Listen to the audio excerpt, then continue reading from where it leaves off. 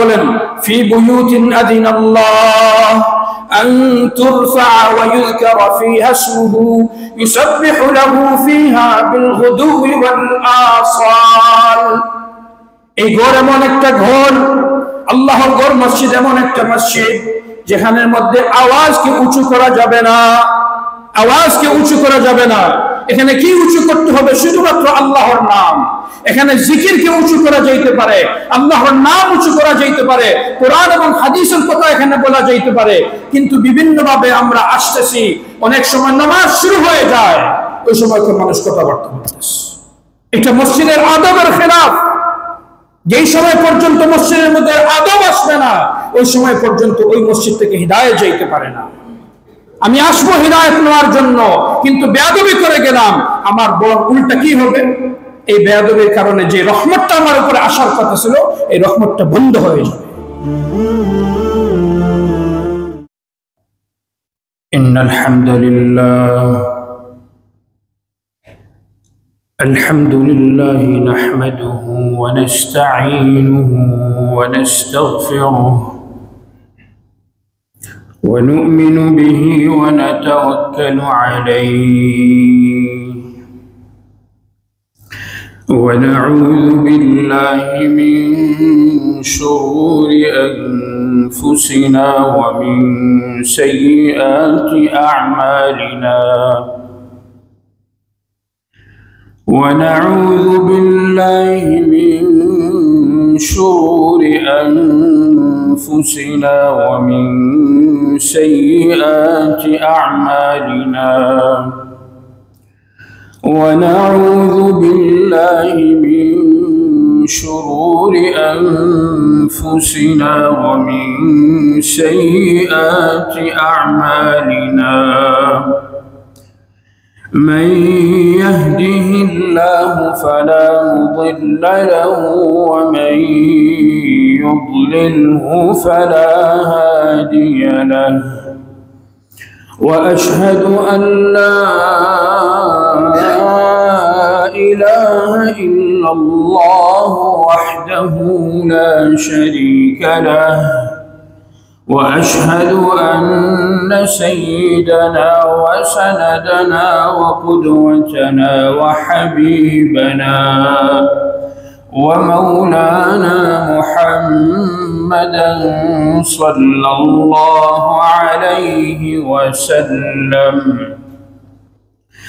أما بعد، فإن أصدق الحديث كتاب الله، وأحسن الهدي هدي محمد صلى الله عليه وسلم، وخير الأمور عوازمها وشر الأمور محدثاتها وكل محدثة بدعة وكل بدعة ضلالة وكل ضلالة في النار.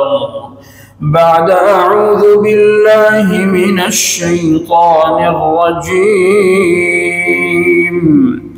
بسم الله الرحمن الرحيم. يا أيها الذين آمنوا لا تقولوا راعنا وقولوا انظرنا واسمعوا. يا أيها الذين آمنوا لا تقولوا راعنا وقولوا انظرنا واسمعوا وللكافرين عذاب أليم. وقال الله عز وجل في بيوت أذن الله أن ترفع ويذكر فيها اسمه يسبح له فيها بالغدو والآصال. وقال النبي صلى الله عليه وسلم علمني ربي فأحسن تعليمي وأدبني ربي فأحسن تأديبي صدق الله العظيم وصدق رسوله النبي الكريم وعلى ذلك نحن الشاهدون اللهم صل وسلم وبارك على سيدنا ومولانا محمد وعلى آله وأصحابه وسلم اللهم علمنا ما ينفعنا وانفعنا بما علمتنا وزدنا علما نافعا يا رب العالمين সম্মানিত মুসল্লিয়ানে কিরাম,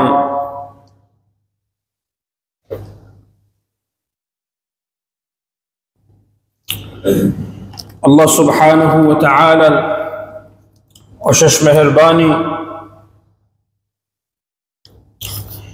যে আল্লাহ সুবহানাহু ওয়া তাআলা আমাদেরকে আল্লাহর গড় মসজিদের মধ্যে জুমার দিনে একত্রিত হওয়ার তৌফিক দিয়েছে। এই জন্য সবাই বলি আলহামদুলিল্লাহ।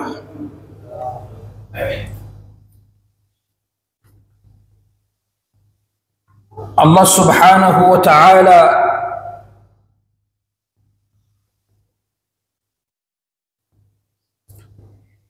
এই দুনিয়াবি জিন্দগিকে, দুনিয়াবি যে হায়াত আল্লাহ আমাদেরকে দিয়েছেন, এই হায়াতকে কিভাবে সুন্দর করা যায়, কিভাবে তাজয়ীন করা যায়, এর জন্য কিছু আদাব আল্লাহ সুবহানাহু ওয়া তাআলা আমাদেরকে দিয়েছেন। আমাদের এই হায়াতের সৌন্দর্যতা হইল আদাব, আখলাক এবং আদাব হইল আমাদের এই হায়াতের সৌন্দর্যতা। যার ভিতরে আদাব এবং আখলাক আছে তার ভিতরে সৌন্দর্যতা আছে, এবং যার ভিতরে আদাব নাই এবং আখলাক নাই তার ভিতরে কোনো ধরনের সৌন্দর্যতা নাই। আর এই আদাবের পয়েন্টটা বোঝানোর জন্য আল্লাহ বিভিন্ন জায়গায় বিভিন্ন ধরনের বিভিন্ন আয়াতের মাধ্যমে আল্লাহ বুঝিয়েছেন। যেমন আল্লাহ সুবহানাহু ওয়া তাআলা এর মিসাল, এর আগে এই আদবের এবং আখলাকের একটা মিসাল নিলে আমরা বুঝতে পারি। একজন মানুষ, তার আল্লাহ সুবহানাহু ওয়া তাআলা তাকে একটা বডি দিয়েছেন, কান আছে, নাক আছে, চোখ আছে, হাত পাও আছে, পুরোটা শরীর আল্লাহ সুবহানাহু ওয়া তাআলা তাকে দান করেছেন। এই শরীরের সৌন্দর্যতা হইল তার কাপড়। এবং এখন যদি একজন মানুষ সে কাপড় ব্যতীত, কাপড় ছাড়া ঘর থেকে বাহির হয়ে যায়, তাকে মানুষ কি বলে? তাকে তো মানুষ পাগলই বলে। একজন পাগল ছাড়া মানুষ ঘর থেকে কাপড় ছাড়া বাহির হইতে পারে না, কারণ কাপড় হইল তার সৌন্দর্যতা, কাপড় হইল ওই বডির সৌন্দর্যতা। ঠিক তেমনি ভাবে একজন মুসলমানের সৌন্দর্যতা হইল তার আদাবের মধ্যে।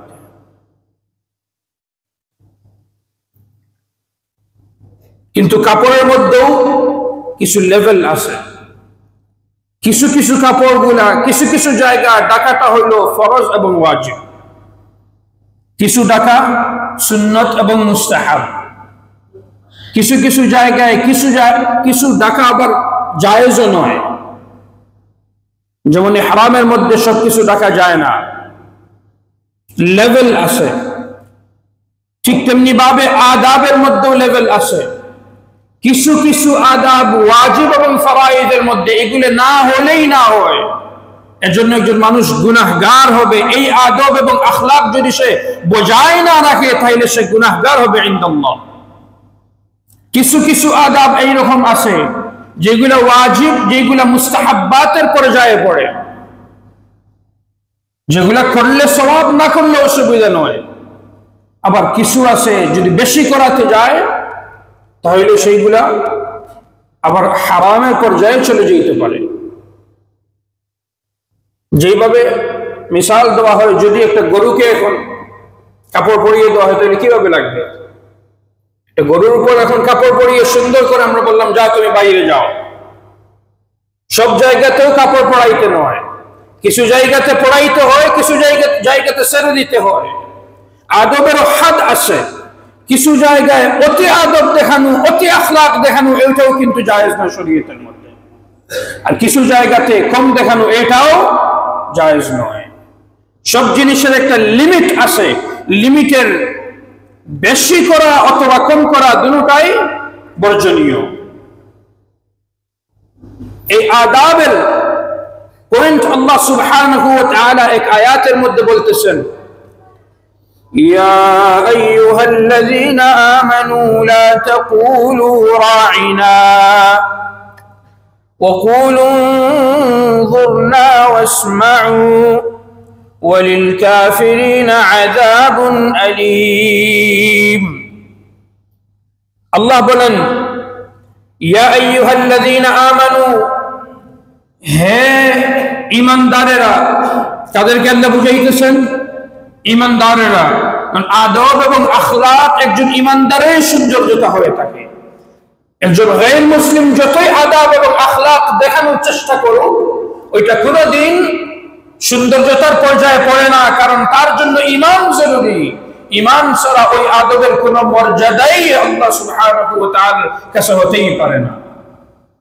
আল্লাহ বলেন, ইয়া আইয়ুহাল্লাযীনা আমানু লা তাকুলু রাঈনা।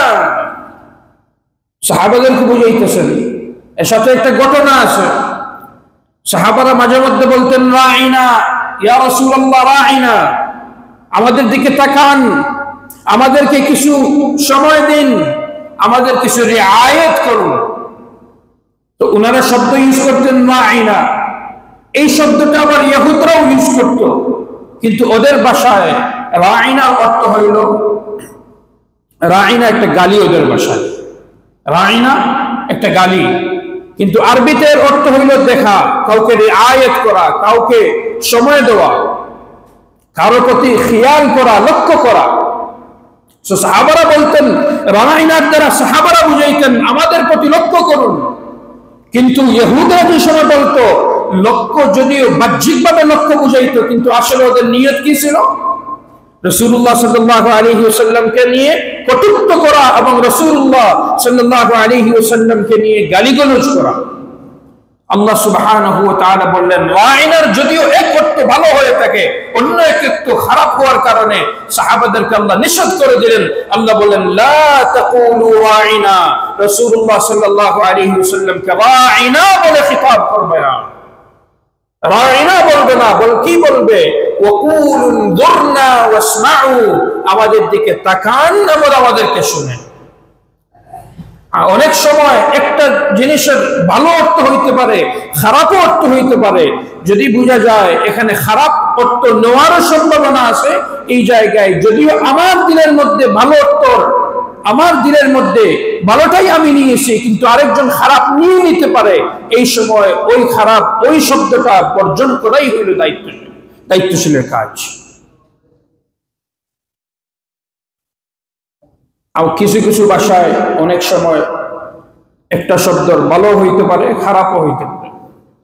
যেমন শব্দটা শালা, যেমন শব্দ শালা, একটা শব্দ শালাকে গালিভাবেও, গালির মাধ্যমে ইউজ করা যাইতে পারে, অথবা মাঝে মধ্যে আবার বন্ধু বান্ধবের মধ্যে অথবা কিছু আত্মীয় স্বজনের মধ্যেও এটাকে ইউজ করা যাইতে পারে। কিন্তু যেই জায়গার মধ্যে এটাকে ভালোভাবে দেখা হয় না, ওই জায়গার মধ্যে এটাকে বর্জন করা, এটাই হলো কোরআনের হুকুম।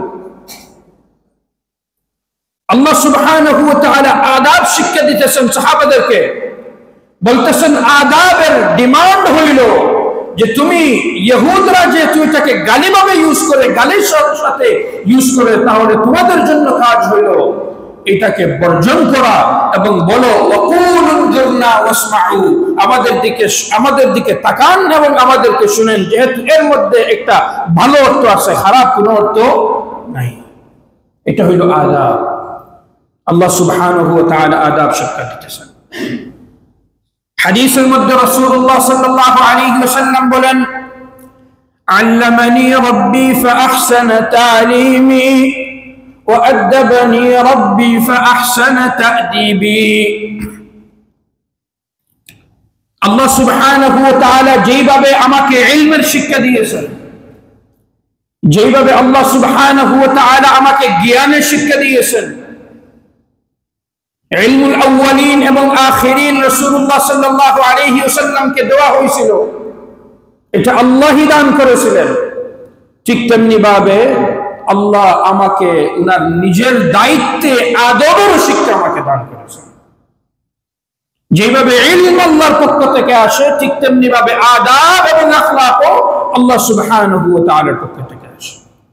এই জন্য ইবনে আতিয়্যা রাহিমাহুল্লাহর তাফসীর ওয়া ইন্নাকা লাআলা খুলুকিন আযীমের তাফসীর যদি দেখি, ইবনে আতিয়্যা রাহিমাহুল্লাহ বলেন ওয়া ইন্নাকা লাআলা খুলুকিন, অর্থ হইল ওয়া ইন্নাকা লাআলা আদাবিন আযীম, আল্লাহ আপনাকে অনেক অনেক আদব দিয়েছেন। আল্লাহ সুবহানাহু ওয়া তাআলা আপনাকে অনেক অনেক আদব দিয়েছেন, যার কারণে ইমাম আহমদ ইবনে হাম্বল রাহিমাহুল্লাহ বলেন আদ-দীনু কুল্লুহু আদব, দ্বীনের নামই হইল আদব, দ্বীনের আগাগোড়া হইল আদব, প্রথম থেকে নিয়ে শেষ পর্যন্ত আদব, জিন্দেগীর প্রথম দিন থেকে নিয়ে আখিরি দিন পর্যন্ত হইল আদব। আদ-দীনু কুল্লুহু আদব।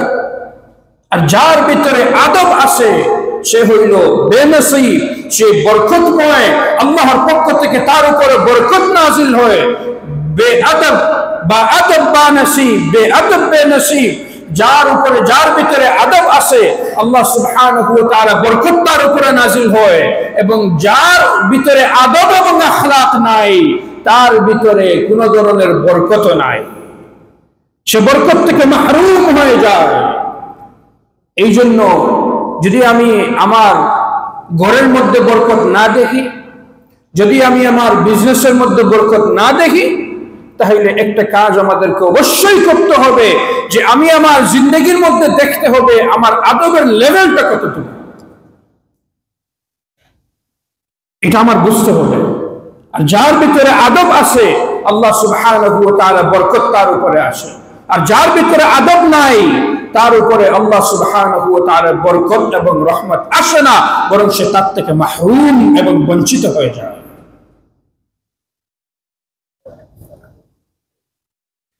কওল আছে আব্দুল্লাহ ইবনে মুবারক রাহিমাহুল্লাহ, ইমাম শাফিঈ রাহিমাহুল্লাহ, আরো বিভিন্ন শরফ থেকে কিছু আকওয়াল পাওয়া যায় আদবের গুরুত্ব বোঝানোর জন্য।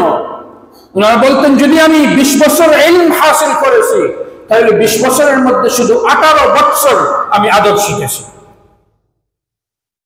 কেউ কেউ আবার বলেন আমি যদি 30 বছর ইলম শিক্ষা করেছি তাহলে এই 30 বছরের মধ্যে 20 বছর শুধু আদবই শিক্ষা করেছি, তারপরে যে আখির 10 বছর আমি আদব ইলম শিক্ষা করেছি। ইলম জ্ঞানী মানুষ হয়ে যেতে পারে, কিন্তু যদি আদব না থাকে তাহলে ওই জ্ঞান তাকে কোনোদিন ফায়দা দেবে না। জ্ঞানের সাথে সাথে আদব এবং আখলাক জরুরি। আদব কাকে বলে? প্রতিটা কথা, প্রতিটা কাজ যেটা মাহমুদ ইনদাল্লাহ এবং ইনদান নাস, মাহমুদ ইনদাল্লাহ যেটা আল্লাহর কাছে প্রশংসনীয় এবং লোকদের কাছেও মানুষের কাছেও প্রশংসনীয়, ওই কাজ এবং কথাগুলা করা, এবং যেটা প্রশংসনীয় নয় ওইটাকে বর্জন করার নাম হইল আদব। আদব দুই ধরনের হয়ে থাকে, একটা হইল আদব মা আল্লাহ, আর একটা হইল আদব মা আল খালক। আদব মা আল্লাহ হইল আল্লাহ সুবহানাহু ওয়া তাআলার সঙ্গে আদবের ডিমান্ড অনুযায়ী চলা, আল্লাহ সুবহানাহু ওয়া তাআলার সঙ্গে কি ধরনের আদব আদায় করা। আল্লাহর সঙ্গে আদব হইল আল্লাহর তাকওয়া হাসিল করা, যে কাজগুলোর সঙ্গে আল্লাহর নারাজি এবং আল্লাহ সুবহানাহু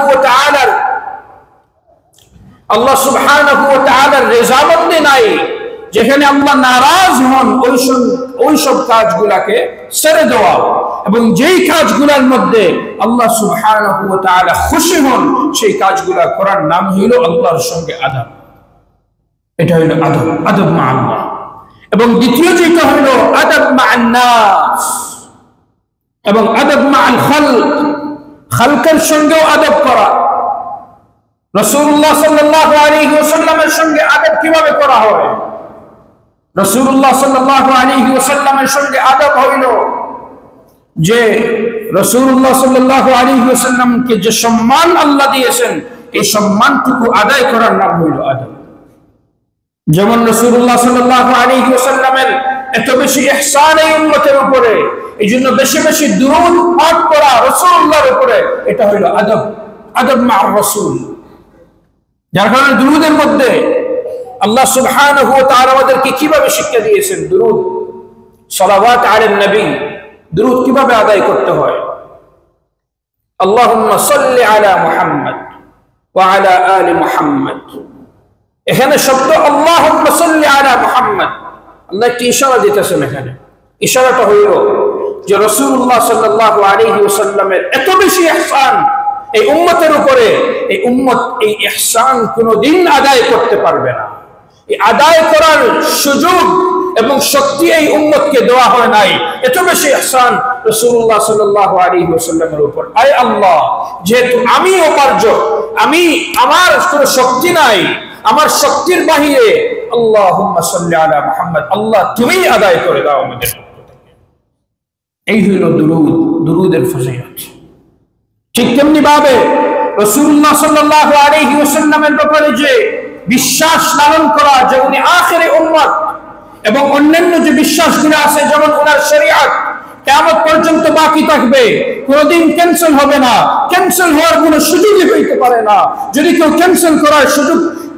ক্যান্সেল করার চেষ্টা করে তাহলে সে হইল মুনাফিক, সে হইল দাজ্জাল।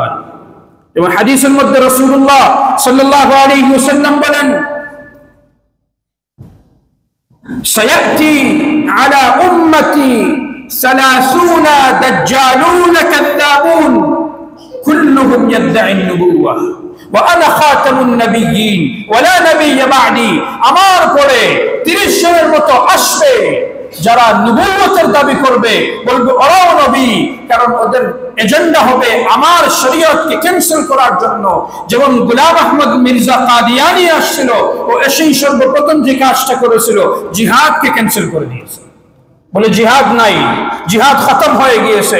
অথচ হাদিসের প্রকাশ্য বাণী আল জিহাদু মাদিন মুনযু বা'সানি আল্লাহু তাআলা ইলা ইয়াউমিল কিয়ামা, জিহাদ আল্লাহ আমাকে যেদিন পাঠিয়েছেন আমাকে এই পৃথিবীতে, এর থেকে নিয়ে কিয়ামত পর্যন্ত জিহাদ বাকি থাকবে, এটা কোনোদিন ক্যান্সেল হইতে পারে না। কিন্তু গোলাম আহমদ কাদিয়ানি সে কি করলো? তার উম্মত বাড়ানোর জন্য উম্মতের উপরে সে দ্বীনটাকে সহজ করে দিল। কিভাবে সহজ করলো? বলে তোমাদের উপরে জিহাদ ফরজ নয়, জিহাদ আল্লাহ ক্যান্সেল করে দিয়েছে। খতমে নবুয়ত, আকীদায়ে খতমে নবুয়ত, এটা হলো রাসূলুল্লাহ সাল্লাল্লাহু আলাইহি ওয়াসাল্লামের সঙ্গে আদব করা। ঠিক তেমনি ভাবে যে হাদিসটা বলেছিলাম, রাসূলুল্লাহ সাল্লাল্লাহু আলাইহি ওয়াসাল্লাম বলেন 30 জন আসবেন, এই 30 জনের মধ্যে সর্বআখির হবে দাজ্জাল, সবথেকে বড় দাজ্জাল। সেও নবুয়ত, সে প্রথমে নবুয়ত দাবি করবে, তার শুরুটা হবে উলায়াতের মাধ্যমে, তারপরে নবুয়তের মাধ্যমে, নবুয়তের পরে সে আখির দরজায় চলে যাবে। সে ওই নবুয়তের মাধ্যমে সে খুশি হবে না, সে বলবে আমি আল্লাহ, নাউযুবিল্লাহ। এটা হলো নবীর সঙ্গে আদব। যেভাবে বলেছিলাম কিছু আদবের মধ্যেও কিন্তু লিমিট আছে, বাইরে যায় আদব করা এটা কিন্তু হারামের পর্যায়ে অনেক সময় চলে যায়। রাসূলুল্লাহ সাল্লাল্লাহু আলাইহি ওয়াসাল্লামের সঙ্গে এমন ভাবে আদব করা যে আদবটা আল্লাহ কোরআনের মধ্যে মাশরু করে দিয়েছেন, হাদিসের মধ্যে মাশরু। কিন্তু আবার এইটাও বলেছেন যে আমার সাথে গুলু করবে না, আমার সাথে বাড়াবাড়ি করবে না, যেভাবে ইহুদ এবং নাসারা তাদের আম্বিয়াদের সঙ্গে বাড়াবাড়ি করেছে। ইহুদ বলেছিল উযাইর ইবনুল্লাহ, উযাইরকে আল্লাহর সন্তান বানিয়ে দিয়েছে, এবং নাসারা এবং খ্রিস্টানরা ঈসা আলাইহিস সালামকে আল্লাহর সন্তান বানিয়ে দিয়েছে। এটা উনাদের যে আদব ছিল, আদবের উপরে যায় একটা কাজ করা হয়েছে যেটা আদবের বজায় বেআদবি হয়ে যায়। কারণ যাকে যে সম্মান দেওয়া, এতটুকু সম্মান দেওয়াই হইল আদব, এর থেকে বেশি দেওয়া অথবা এর থেকে কম দেওয়া এইটা হইল আবার বেআদবি। ঠিক তেমনি ভাবে উলামাদের সঙ্গে আদব বজায় রাখা এটাও হইল ওয়াজিব, এই উম্মতের উপর ওয়াজিব।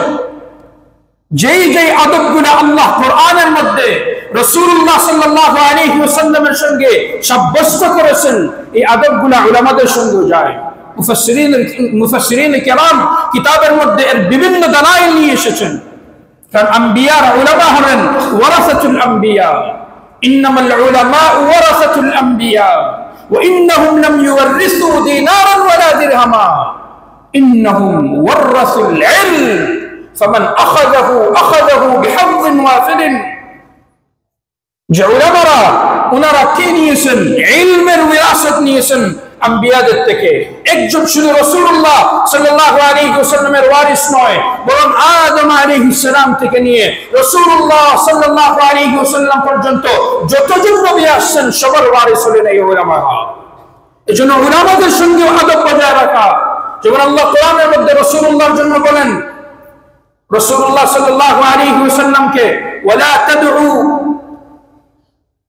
যে তুমি রাসূল, তুমি এই উম্মতেরা রাসূলকে, রাসূলুল্লাহ সাল্লাল্লাহু আলাইহি ওয়াসাল্লামকে এইভাবে ডাকাডাকি করবে না যেভাবে নিজেকে ডাকাডাকি করো। যেমন আমরা নিজেকে এই মিয়া, এই মিয়া, এই নাম সেই নাম দিয়ে ডাকাডাকি করি, এই ধরনের ডাকাডাকি রাসূলুল্লাহ সাল্লাল্লাহু আলাইহি ওয়াসাল্লামের সঙ্গে চলবে না। বরং কিভাবে ডাকতে হবে? ইয়া রাসূলুল্লাহ, ইয়া হাবিবাল্লাহ, সুন্দর নাম দ্বারা ডাকতে হবে, আদবের সঙ্গে ডাকতে হবে। এই আদব যেভাবে রাসূলুল্লাহর সঙ্গে অ্যাপ্লাই হয়, ঠিক তেমনি ভাবে উলামাদের সঙ্গে এটা অ্যাপ্লাই হয়। আমরা অনেক সময় বুঝি না, না বুঝার কারণে এমন ভাবে ব্যবহার করে ফেলি। যেমন আমাদের আইনমারা আছেন, মাসাজিদের আইনমারা, ওনাদের সঙ্গে কিভাবে ব্যবহার করতে হয় এটা আমরা বুঝি না। যদিও ওনারা উলামা, আল্লাহ সুবহানাহু ওয়া তাআলা ওনাদেরকে ইলম দান করেছেন, এই ইলমের একটা ফজিলত আছে। এই ফজিলত আমি না বুঝার কারণে ওনার সঙ্গে কিভাবে আমার আদব বজায় রাখতে হবে এটা আমি বুঝি না বলেই বিভিন্ন ধরনের নাম, বিভিন্ন ভাবে ডাকাডাকি করি। এই ডাকাডাকিটাও হইল আদবের খেলাফ। উলামাদেরকে ডেকে নিয়ে আসা হইল আদবের খেলাফ। উলামাদেরকে যে কিছু বলা হইল আদব। অনেক সময় আমরা বসি হুকুম করতেছি, ইমাম সাহেব এইদিকে আসেন, এটা হইল আদবের খেলাফ। বরং যে ওনাকে কি বলা এটা আমার দায়িত্ব, আমি যে ওনাকে বলবো, কিন্তু ওনাকে দেখে নিয়ে আসা তারপরে বলবো, এটা হইল আদবের খেলাফ। ঠিক তেমনি ভাবে বড়দের সঙ্গে আদব করা, এইটাও হইল এই দিনের উপরে জরুরি। ছোটদের জন্য বড়দের সঙ্গে কিভাবে আদব করবে, কিভাবে সম্মান করবে, কিভাবে কথা বলবে, বড়দের সঙ্গে কথা বললে আওয়াজ নিচু করে কথা বলা, এটা হইল আদব। এবং ছোটদেরকেও স্নেহ করা বড়দের জন্য, এটাও হইল আদব। হাদিসের মধ্যে আসছে রাসূলুল্লাহ সাল্লাল্লাহু আলাইহি ওয়াসাল্লাম বলেন, লাইসা মিন্না মান লাম ইয়ারহাম সগীরানা ওয়া লাম ইউওয়াক্কির কাবীরানা। এই মানুষ আমার উম্মতের মধ্যে থেকে নয় যে তার বড়দেরকে সম্মান করে না এবং ছোটদেরকে স্নেহ করে না। এজন্য মা বাবার সঙ্গে কিভাবে আদব বজায় রাখতে হবে? যে মা বাবার সামনে গলা উঁচু না করে কথা বলা, মা বাবা হাঁটলে মা বাবার সামনে দিয়ে না হাঁটা, মা বাবার পিছনে পিছনে হাঁটা, এটা হলো মা বাবাদের সঙ্গে আদব। এই আদবের মাধ্যমে আল্লাহ সুবহানাহু ওয়া তাআলা একজন বান্দাকে তার রহমতের দরওয়াজা আল্লাহ খুলে দেন যেই ব্যক্তির ভিতরে আদব আছে, এবং যার ভিতরে আদব নাই সে রহমতের দরওয়াজা থেকে মাহরুম হয়ে যায়। আখেরি কথা বলে শেষ করে দিব, যেহেতু মসজিদের মধ্যে আছি, বিভিন্ন সময় মসজিদের যে আদবগুলো আছে এগুলোও আমরা বজায় রাখতে পারি না। কিভাবে মসজিদের আদব বজায় রাখতে হবে আল্লাহ নিজে কোরআনের মধ্যে বলে দিয়েছেন। আল্লাহ বলেন, ফি বুয়ুতিন আযিনাল্লাহ আন তুরফা ওয়া ইউযকারা ফিহা ইসমুহু ইউসাব্বিহু লাহু ফিহা বিল গুদুই ওয়াল আসাল। এই ঘর এমন একটা ঘর, আল্লাহর ঘর মসজিদ এমন একটা মসজিদ যেখানের মধ্যে আওয়াজকে উঁচু করা যাবে না, আওয়াজকে উঁচু করা যাবে না। এখানে কি উঁচু করতে হবে? শুধুমাত্র আল্লাহর নাম। এখানে জিকিরকে উঁচু করা যাইতে পারে, আল্লাহর নাম উঁচু করা যাইতে পারে, কোরআন এবং হাদিসের কথা এখানে বলা যাইতে পারে। কিন্তু বিভিন্নভাবে আমরা আসতেছি, অনেক সময় নামাজ শুরু হয়ে যায়, ওই সময় মানুষ কথাবার্তা বলতেছে। এটা মসজিদের আদবের খেলাফ। যেই সময় পর্যন্ত মসজিদের মধ্যে আদব আসবে না, ওই সময় পর্যন্ত ওই মসজিদ থেকে হিদায়াত যাইতে পারে না। আমি আসবো হিদায়াত নেওয়ার জন্য, কিন্তু বেয়াদবি করে গেলাম, আমার বড় উল্টা কি হবে? এই বেয়াদবির কারণে যে রহমতটা আমার উপরে আসার কথা ছিল, এই রহমতটা বন্ধ হয়ে যাবে। এই জন্য একবার ওমর রাদিয়াল্লাহু আনহু উনি দেখলেন দুইজন মানুষ কথা বলতেছে, কিন্তু ওরা বাহিরের মেহমান ছিল। হাদিস মুসলিমের হাদিস, বাহিরের মেহমান, মদিনার ছিল না। উনি বলছেন, যদি তুমি মদিনার হয়ে থাকতে, তাহলে আজকে দেখতে আমি তোমার সঙ্গে কি করি। আমি তোমাকে দুর্রা দিয়ে এবং লাঠি পিটা করতাম যদি তুমি মদিনার না হইতে। মদিনার মেহমান হওয়ার কারণে মেহমানের আদব বজায় রেখে তোমাকে মাফ করে দিলাম। মসজিদের মধ্যে জোরে জোরে কথা বলা, এইটাও বেয়াদবি। হাদিসের মধ্যে আসছে কিয়ামতের আলামত হইল যে মসজিদের মধ্যে জোরে জোরে কথা বলা হবে। খুতবার সময় খুতবা শুরু হয়ে যায়, কেউ এখনো ফোন দেখতেছে, কেউ কথা বলতেছে। হাদিসের মধ্যে আসছে কাউকে যদি কেউ বলে উসকুত, চুপ হয়ে যাও, এটাও ফাইন্নাহু লাগুন, এইটাও লাগু, এইটাও বর্জনীয়, এটা করা যাবে না। কাউকে এইটাও বলা যে চুপ হয়ে যাও। আপনি মনে করেন কেউ যদি কথা বলতেছে অথবা কেউ এমন কিছু কাজ করতেছে এটা খুতবার আদবের খেলাফ, মসজিদের আদবের খেলাফ, তার কি অবস্থা হবে? আল্লাহ আমাদের সবাইকে বুঝার তৌফিক দান করুন। আল্লাহ আমাদেরকে আদবওয়ালা জিন্দেগি বানানোর তৌফিক দান করুন, এবং আদাব এবং আখলাক নিয়েই যেন এই দুনিয়া থেকে বিদায় হইতে পারি। এর জন্য আল্লাহর কাছে আমরা দোয়া করি। ওয়া আখিরু দাওয়ানা আলহামদুলিল্লাহি রাব্বিল আলামিন।